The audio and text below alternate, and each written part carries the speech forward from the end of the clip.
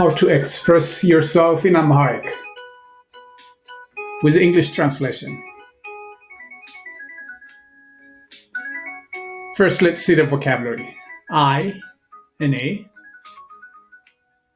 am, ነኝ, I am, እኔ ነኝ,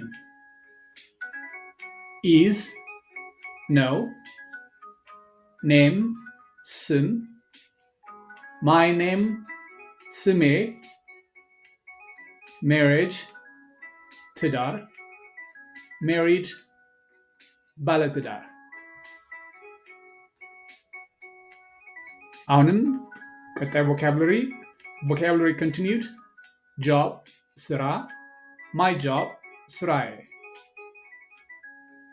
teaching, ማስተማር, teacher, መምህር።